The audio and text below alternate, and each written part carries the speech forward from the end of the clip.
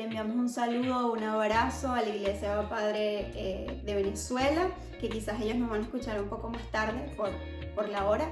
Y le mandamos un saludo, un abrazo, mucha esperanza y fuerza y fe en el Dios que creemos, que todo lo que creemos es real y que nuestra fe no está fundamentada en las circunstancias, sino está fundamentada sobre la roca, que es Cristo.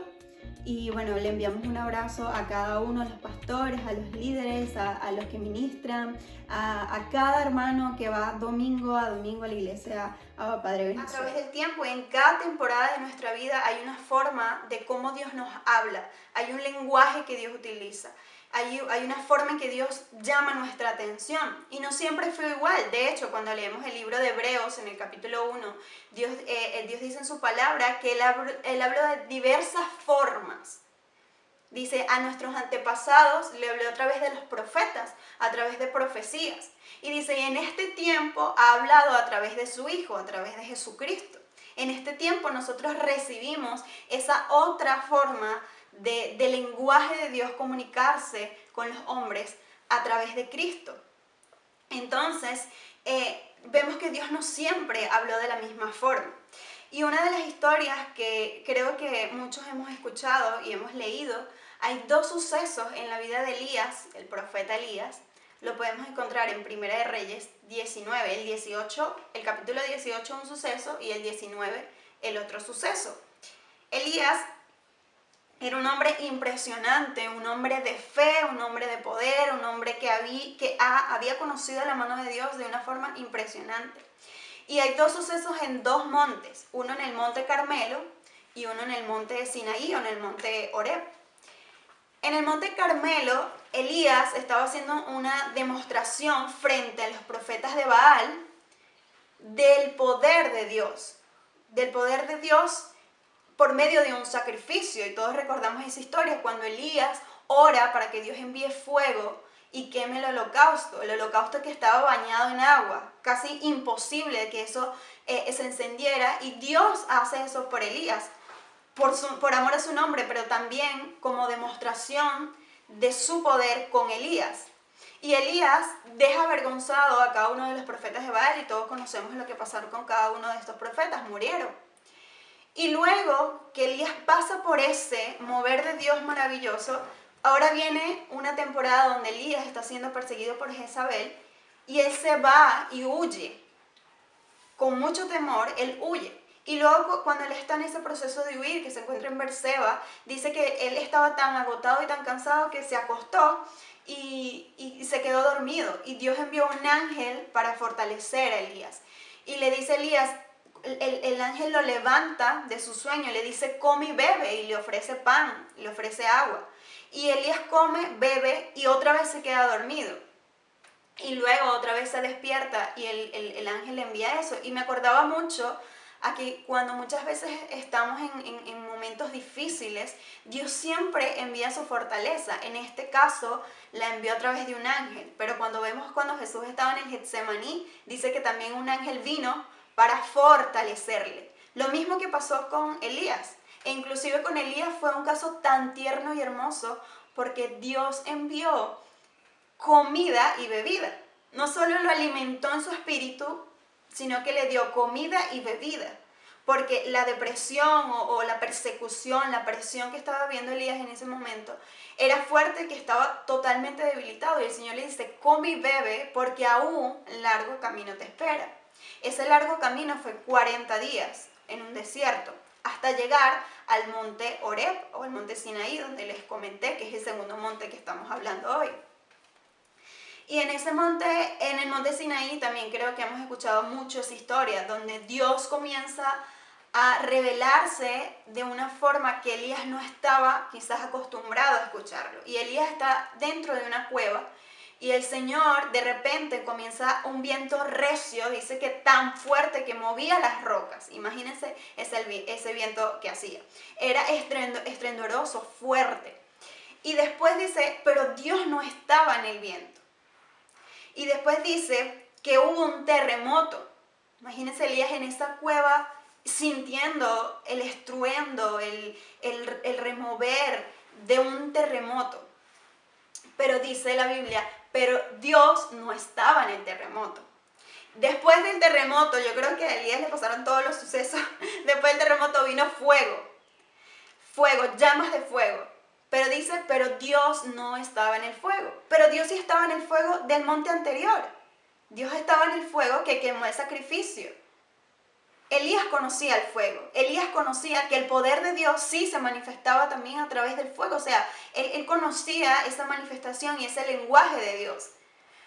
Pero Dios en ese momento no estaba y Elías reconoció que Dios no estaba ni en el fuego, ni en el viento, ni en el terremoto.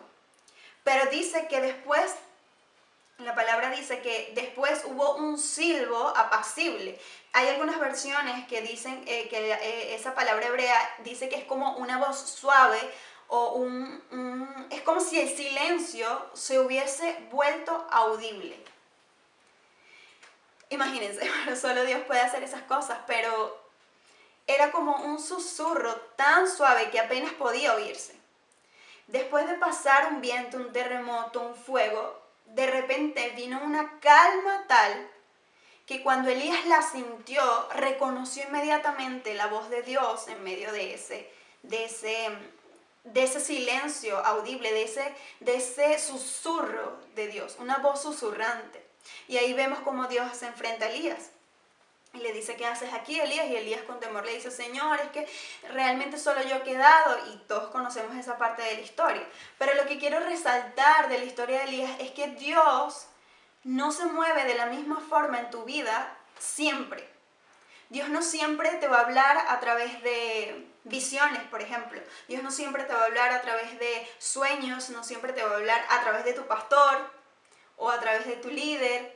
No siempre Dios va a utilizar el mismo medio para acercarse a ti. Entonces, en este tiempo que estamos viviendo, lo más importante para nosotros es reconocer la voz de Dios en nuestras vidas. ¿Cómo Dios me está hablando? ¿De qué forma Él lo está haciendo?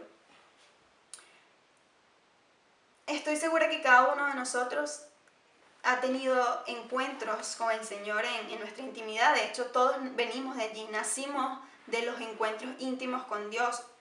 Nacimos de nuevo, nuestra vida fue renovada en Cristo en esos momentos donde solo estabas tú y Dios. Y yo colocaba por aquí que quizás tú has conocido a Dios desde la boca de tu pastor en cada sermón de cada domingo, en cada prédica de cada domingo.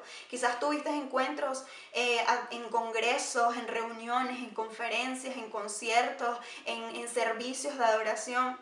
Pero también tienes que reconocer que dentro del silencio y el susurro de la voz de Dios en tu lugar secreto, ahí también está Dios hablándote. Estoy segura que cada uno de nosotros ha tenido encuentros con la presencia de Dios increíbles en nuestras soledades, en medio de la noche, en nuestros hogares, en nuestras habitaciones, en la sala. Y yo decía, esos encuentros tan genuinos son los que hoy nos mantienen resistiendo. Y el Señor me decía, vamos a volver a esos tiempos donde solamente éramos tú y yo, donde no había distracción, no había preocupación, no había nada, solamente era tu voz y mi voz. Y muchas veces era la voz de Dios, porque había momentos en que ni siquiera nosotros hablábamos, era la voz de Dios real en nuestras vidas. Entonces, yo creo que es momento de que encuentres ese lugar otra vez donde la intimidad y el amor de Dios crece en tu vida. En estos tiempos escucho muchísimo decir, la gente dice, es el momento de que no haciendo nada podemos salvar al mundo. Y esa frase resonó en mi cabeza, porque yo digo, prácticamente eso es donde comienza el Evangelio. Tú no puedes hacer absolutamente nada para salvarte. Ahí es donde comienza el Evangelio. No puedes hacer nada para salvarte. Ese es el punto de inflexión donde dice, es que o me salvas o me salvas porque no puedo hacer nada. Entonces es momento de que tú revivas ese primer amor de encuentros genuinos con el Señor. Y si quizás tú dices, es que he estado muy lejos de esa realidad. He estado muy lejos del lugar secreto, he estado muy lejos de la comunión con Dios, he estado tan lejos del Espíritu Santo que quizás no lo escucho. No creo que el Señor esté tan interesado en mí en esta cuarentena. Cada vez que escucho eso, recuerdo en mi corazón un versículo que me marcó siempre. Hablaba en Isaías, creo que lo tengo por aquí, Isaías 42:3, donde habla acerca de Jesús y dice que Jesús venía y que no acabará de romper la caña quebrada, ni apagará la mecha que apenas arde. En otras versiones dice que apenas titila. Dice que si hay una caña que estaba quebrada, Dios no va a venir a terminar de quebrarla, a terminar de romperla. Es decir, que si tú estabas herido, Dios no va a venir a terminar de matarte, de herirte. Eso era lo que venía a hacer a Jesús.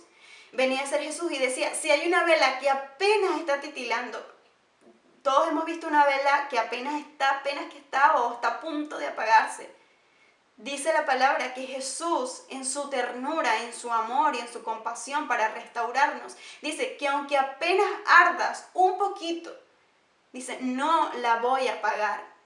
Entonces, si en tu corazón apenas arde un poco, el Señor te dice, oye, yo no voy a soplar esa vela, yo la voy a restaurar. Entonces es tiempo para que puedas escuchar esa voz apacible de Dios, que te renueva, que te restaura y que te levanta. Hay muchos hijos, y esto es con más que todos los hijos de la Iglesia Abba Padre aquí en España. Hemos pasado por temporadas muy parecidas a esta. Hemos pasado por aislamiento, por soledades, por quizás el deseo de querer hacer cosas y no poder hacerlas. Hemos pasado por esas situaciones. Pero yo te quiero decir hoy que hoy es diferente. Que hoy tú no eres el mismo que hace algunos meses. Que hoy tu fe es diferente. Que lo que el Señor trabajó en nuestros corazones, lo que el Señor, la revelación que tuvimos de Dios en esos tiempos, están marcadas en nuestros corazones como fuego. Inclusive están marcadas hasta en canciones. Eliani compuso una canción que dice, en ti está el tiempo correcto, en ti se puede confiar. O sea que esas temporadas de nuestras vidas están marcadas con fuego en nuestro corazón. Así que hoy Dios nos está llamando de una forma diferente. No eres el mismo de hace algunos meses. Tu fe no es la misma y tu confianza no es la misma. Pero la Biblia dice que con aquel consuelo con que fuimos consolados en ese momento y en ese tiempo, nosotros podemos consolar a otros. Entonces es tiempo de que lo que hemos pasado por tiempos de soledades o tiempos donde nos hemos sentido atados de manos, es tiempo ahora de ese consuelo que recibimos y que seguimos recibiendo constantemente, hoy lo podamos dar a otros que hoy se sienten quizás que se sienten que como no hacen nada, Dios no les ama más. Y realmente Dios ha asegurado en nuestro corazón durante este tiempo que no se trata de hacer, sino de ser alguien en su presencia. Entonces, esto es otra temporada para también en ese lugar secreto liberar tus preguntas, liberar tus dudas. Muchas veces tenemos hasta miedo de preguntarles cosas a Dios. En estos días me reunía con las niñas y Arianna y Vicky coincidieron en un versículo que era cuando Jesús está con los niños y Jesús le dice a sus discípulos, los regaña prácticamente diciéndole, dejen a los niños venir a mí, no se lo impiden porque de ellos es el reino de los cielos. Y imagínense a Jesús rodeado de niños. Cuando un niño, el 50 o 60% de sus conversaciones son preguntas. Si no, pregúnteselo a Valerie. Normalmente el niño, su vida es una vida de preguntas, desde que se levanta hasta que se acuesta, porque están en la temporada de crecer y de conocer cosas. A veces los niños nos preguntan por cosas que uno dice, pero es que él no sabe qué significa tal. O sea, a veces nos asombra pensar que ellos son tan inocentes en muchas cosas. Y el Señor, ahí rodeado de tantos niños, que me imagino estos niños estaban con la única persona que tenía la respuesta para todo. Para todas sus preguntas, ahí estaba Jesús en medio de ellos. Y el Señor nos manda a volver a esa inocencia, que nos dice, Señor, ¿puedo preguntarte esto? Puedo liberar esta pregunta. Puedo decirte esto ahora, en este momento de mi vida. Puedo preguntarte, Señor, ¿cuál es el fundamento? ¿En qué estoy fundada? Señor, puedo preguntarte realmente qué quieres hacer con mi vida. O sea, es momento de que el Señor podamos acercarnos al Señor con nuestro corazón sincero, con nuestro corazón expuesto ante el Señor, porque la Biblia dice que mi pueblo perece por falta del conocimiento. Entonces es necesario adquirir conocimientos y ser como un niño, ser como un niño. Yo sé que el Señor cuando entra a nuestros pensamientos, cuando la palabra de Dios entra a nuestros pensamientos, no solo entra para juzgar, sino también entra para sanar.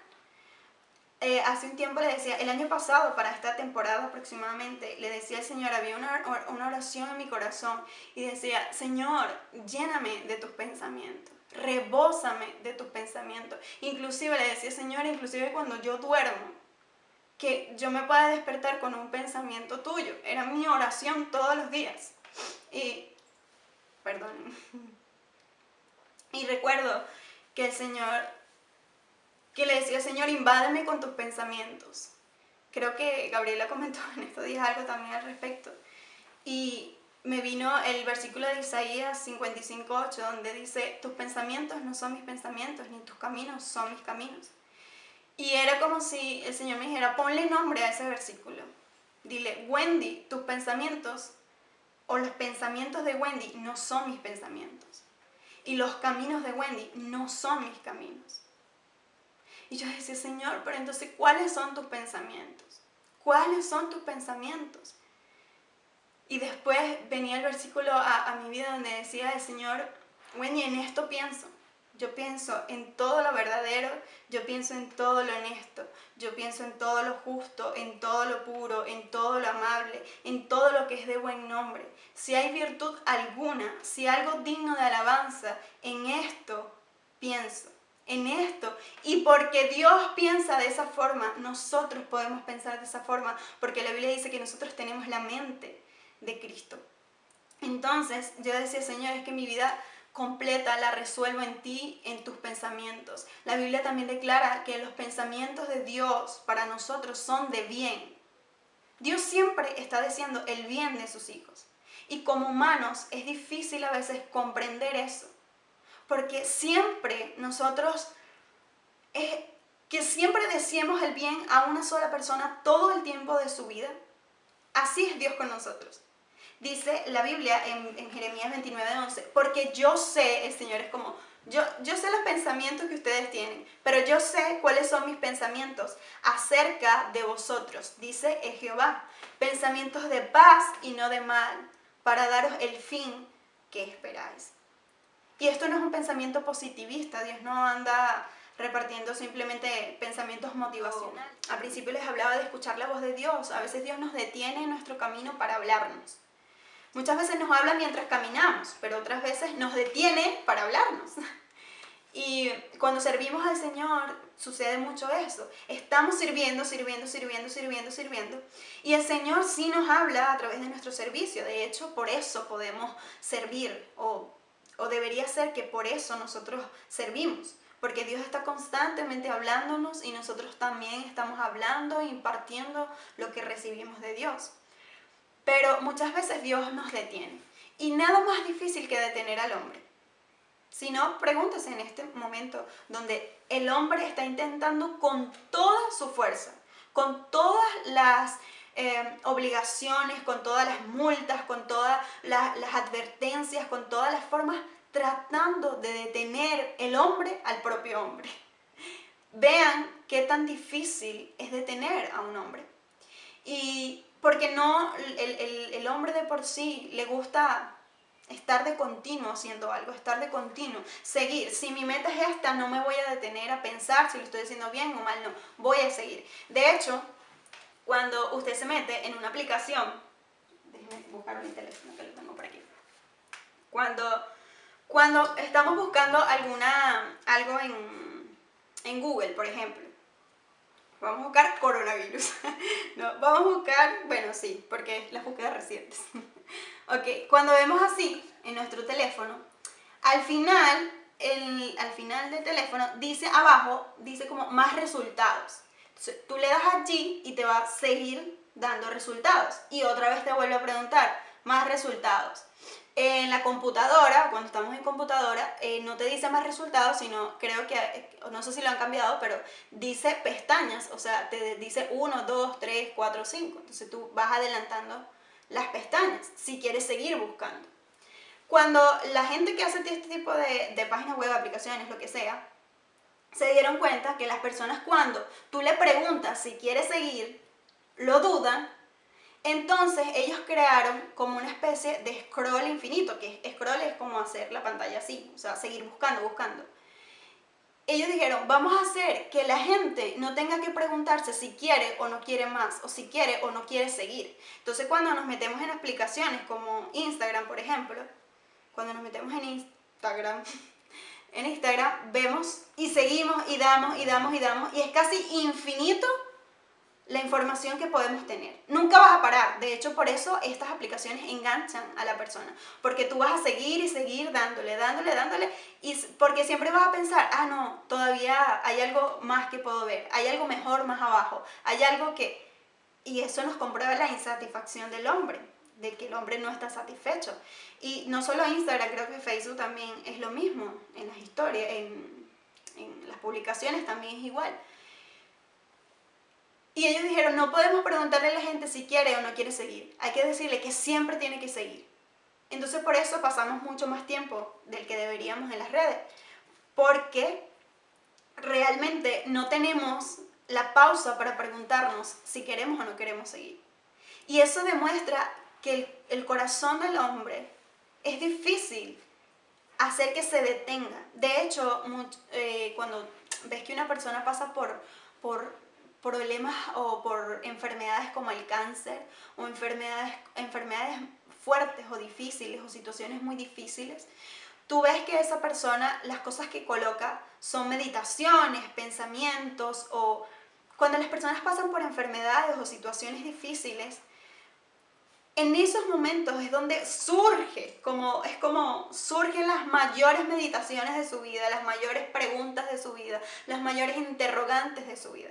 Porque tuvo que haber algo que detuviera a esa persona para que esa persona pensara en algo mucho más profundo que el día a día. Y era lo que les comentaba hace un momento. Somos difíciles de pararnos y de detenernos. Somos difíciles de decir, voy a tomar un tiempo para escuchar tu voz. Voy a tomar un tiempo para pensar y ver realmente si mi vida está siendo la vida por la cual tú pagaste, por la cual tú moriste. No es simplemente por la cual Dios nos regaló, no, por la cual Jesús murió. Si mi vida está siendo la respuesta en devoción, en amor a esa vida que Jesús derramó con tanto amor y con tanto sacrificio en la cruz. Entonces, el Señor nos lleva muchas veces a detenernos, y hoy el mundo está detenido por completo. Hoy el mundo está en un stop por completo. Y de aquí también va a sacar lo mejor, o va a sacar también lo peor de Dios. Lo decía la pastora en estos días. Lo peor de las personas, perdón. Lo decía la pastora Lulimar estos días. Es momento en que tu corazón sea expuesto ante Dios. Sea expuesto, desnudo ante tu Creador. De hecho, cuando estamos tanto tiempo con alguien, nos exponemos cada vez más. Cuando yo me casé con Gerardo, siempre le digo a Gerardo, cuando te casas es muy raro porque conoces muchas más cosas de ti que cuando estabas con tus papás.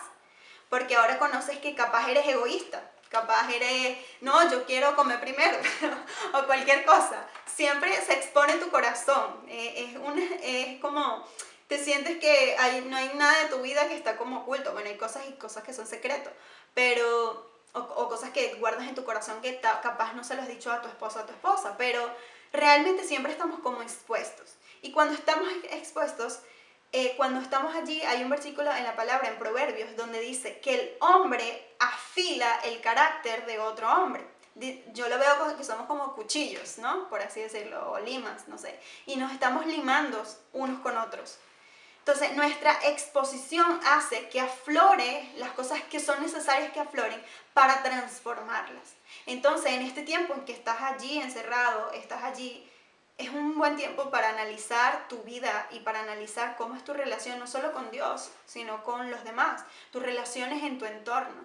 Es el momento donde vas a sentir rabia y vas a decir hasta qué punto puede llegar mi ira, o hasta qué punto puede llegar mi molestia, o hasta qué punto puede llegar mi felicidad, o hasta qué punto puede llegar mi alegría. Es un momento de experimentarnos, y en ese experimentarnos como familia, experimentarnos según la palabra, no según el mundo, no según lo que mi amigo, mi compañero o otra persona está viviendo. Es compararnos según la palabra, según lo que Dios quiere que nosotros seamos, según lo que Dios quiere que nosotros seamos como esposas, como esposos, como hijos, como padres. Es momento donde ya no podemos ir a la iglesia los domingos.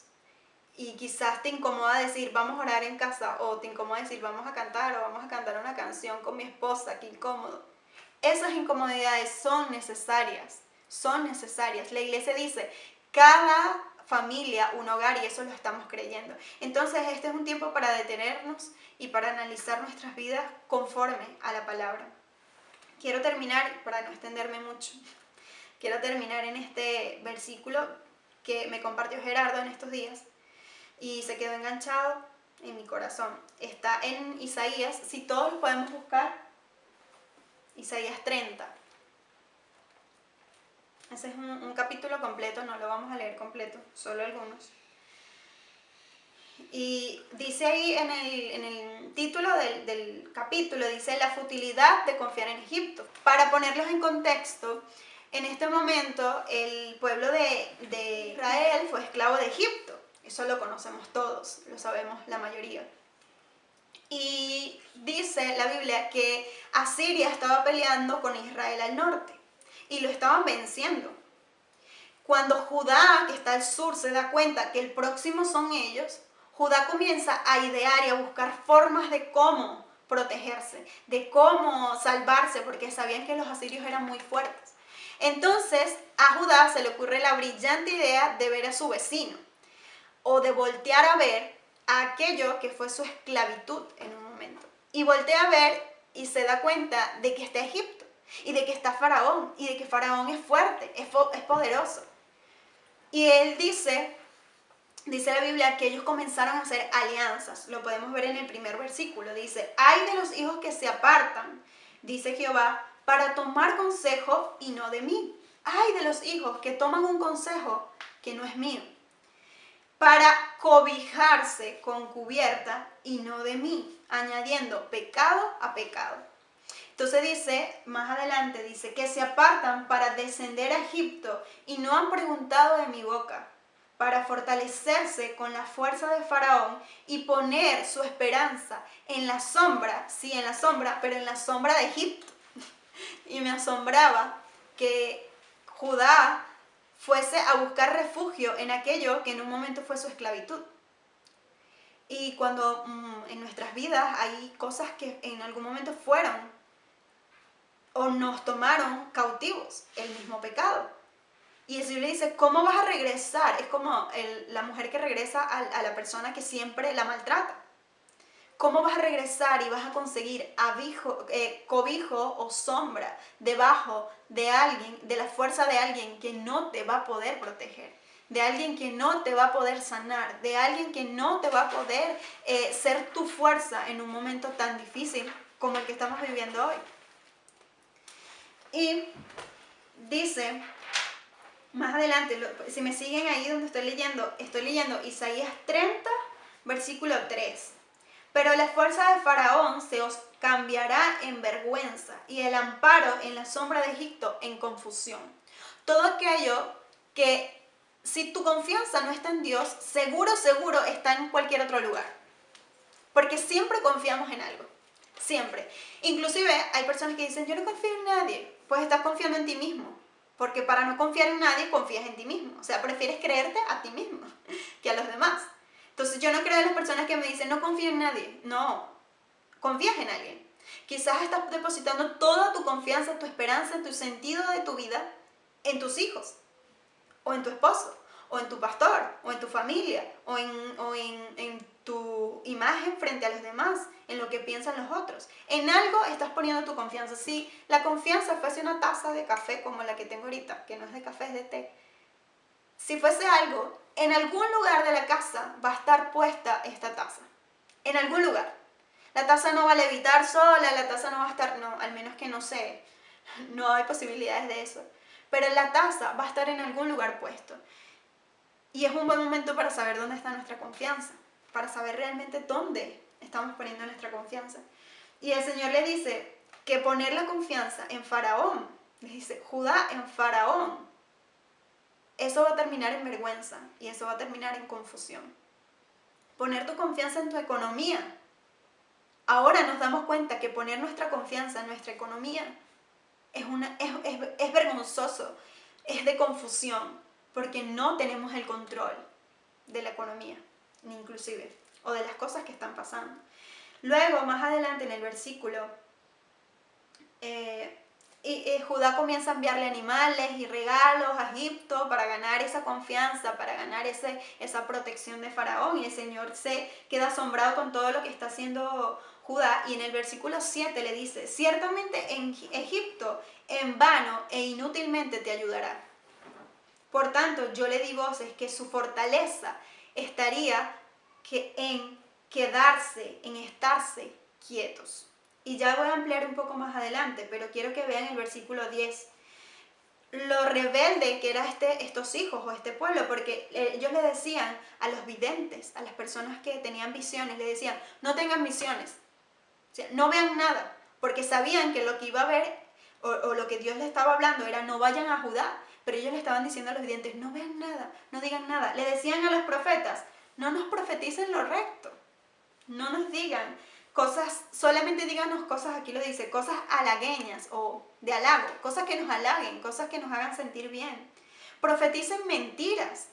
Y esto me hace acordar a un versículo creo que todos lo recordamos en 2 de Timoteo, un consejo que le da Pablo a Timoteo y le dice que al final o vendrán tiempos donde no sufriremos la sana doctrina, sino que teniendo comezón de oír, dice, se amontonarán maestros conforme a sus propias concupiscencias y apartarán la verdad del oído y se volverán a los mitos y a las fábulas. Y eso lo vemos hoy en día, la gente se amontona en pos de gente que los halaguen, que le digan, sí, tú puedes con la vida, sí, tranquilo, tú puedes salvarte a ti mismo, sí, esto va a pasar y todo va a estar absolutamente bien. Y realmente la gente tiene comezón de oír las cosas que son de su propia concupiscencia, lo que a ellos les da placer oír. Y era lo que hacía el pueblo en este momento, le decía a los profetas, díganos cosas bonitas, díganos cosas agradables.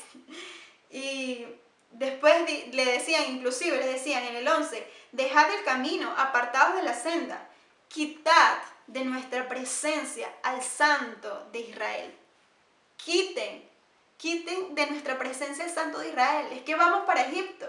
Es que nuestra protección está allá. Quiten a la presencia del Santo de Israel. Tremendo. Pero en el versículo 15, Dios, lo que el Señor intentaba decirle a través de sus profetas era lo siguiente, y lo que quiero dejar en tu corazón esta mañana. El 15 dice, porque así ha dicho el Señor, el Santo de Israel, en descanso y en reposo seréis salvos. Otra vez, en descanso y en reposo seréis salvos. En quietud y en confianza será vuestra fortaleza. 4 cosas: descanso, reposo, quietud y confianza. Y todas ellas van a dar como resultado tu fortaleza. Entonces, el Señor les decía, no hagan nada. No hagan nada para salvarse o para protegerse a ustedes mismos. Descansen, reposen, confíen. Y la otra era... Descansen, reposen, confíen, ahí tengan quietud. Porque allí está su fortaleza y me recuerda al Salmos 46:10, donde dice, estad quietos y conoced que yo soy Dios. Seré exaltado en las naciones, enaltecido seré en la tierra. Estad quietos y conocer que yo soy Dios. Estad quietos. Iglesia, estad quieta. Hijo de Dios, estad quieta. Y no quiere decir quieto pasivo, que debemos estar todo el día durmiendo. No, quiere decir confiados en el Señor. Cuando el Señor une esos dos versículos, cuando dice estad quietos y conoced, es que la quietud nos lleva a conocer a Dios. La quietud, a quietar nuestros pensamientos, a callar nuestra alma, a callar nuestras dudas, nuestras inquietudes, nuestros temores, nos va a llevar a conocer al Dios. ¿A cuál Dios? Pues al Dios príncipe de paz, a Jehová Shalom, al Señor nuestra fortaleza, a ese Dios. Entonces, si te desesperas, no conoces a Dios. Si te abrumas, si tienes mucho temor, si tienes desconfianza, no conoces a Dios. Si no reposas, sino que buscas la forma de protegerte en este tiempo, de buscar la forma de ayudarte a ti mismo, no vas a conocer a Dios. Es un buen momento, es un momento creo que histórico para conocer a Dios, es un momento maravilloso. Hablaba con mi papá y mi mamá en estos días y les decía, mamá, es sorprendente cómo Dios también reunió a toda la iglesia en sus hogares, en sus casas. Pero yo decía, mami, ¿tú te imaginas la adoración que está saliendo día y noche ante la presencia de Dios? Las oraciones de los santos subiendo. Y yo me imaginaba como el globo terráqueo que está aquí atrás, como el globo terráqueo, como iluminado, con muchos puntos. Antes nos reuníamos todo un domingo en un solo lugar, pero ahora son tantos puntos, tantas casas, tantos hogares, levantando y glorificando el nombre de Dios, que yo veo el placer de Dios recogiendo cada oración de sus hijos alrededor del mundo. Veía el video de los niños en África como oraban por las naciones. He visto tantos videos y tantas cosas que Dios, veo el presidente de El Salvador, el presidente de Estados Unidos declarando días nacionales de oración. O sea, si algo la iglesia debe estar ahora, la iglesia debe estar ahora contenta. Uno de los versículos dice que somos amigos del esposo, que es Cristo. Y Juan el Bautista decía, yo simplemente soy amigo del esposo, porque yo quiero menguar para que él crezca. Y esa expresión de amigo del esposo era quien acompañaba al esposo, como por así decirlo, su padrino de bodas o algo así, en ese ritual, era quien acompañaba al esposo y decía que cuando el novio quitaba el velo a la esposa y tenía contentamiento en la esposa al verla tan hermosa, decía que el amigo del esposo era el punto más cúspide de su trabajo, era ver cómo el esposo se regocijaba con la esposa.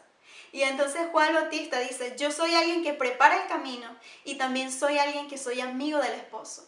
Entonces nosotros como iglesia somos amigos del esposo. Estamos viendo cómo la iglesia de Dios está respondiendo en este tiempo con oraciones, con cánticos nuevos, con adoración profética, con familias unidas, con hogares restaurados. Y nosotros estamos creyendo fervientemente eso y tenemos que disfrutarlo, iglesia. No podemos andar como los que no tienen esperanza. Nosotros tenemos esperanza y este tiempo, la paz que estamos sintiendo es una paz sobrenatural, una paz que invade nuestros corazones y que no es la paz que el mundo puede dar y nosotros la tenemos ahora.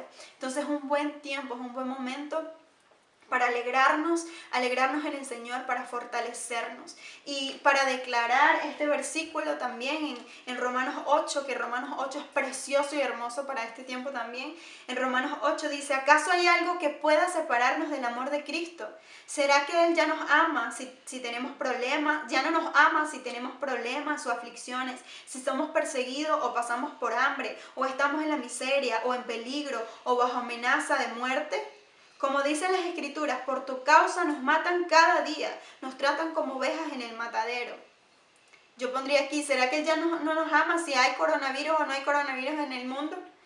Claro que no, escucha esto, a pesar de todas estas cosas, nuestra victoria es absoluta por medio de Cristo quien nos amó. Y estoy convencido de que nada podrá jamás separarnos del amor de Dios, ni la muerte, ni la vida, ni ángeles, ni demonios, ni nuestros temores de hoy, ni nuestras preocupaciones de mañana. Ni siquiera los poderes del infierno pueden separarnos del amor de Dios. Ningún poder en las alturas ni en las profundidades, de hecho nada en toda la creación podrá jamás separarnos del amor de Dios. Pero ¿cuál amor de Dios? Dice que está revelado en Cristo Jesús. Ese es nuestra esperanza, nuestra ancla, el amor de Dios nos abraza en este tiempo. Entonces me gustaría orar.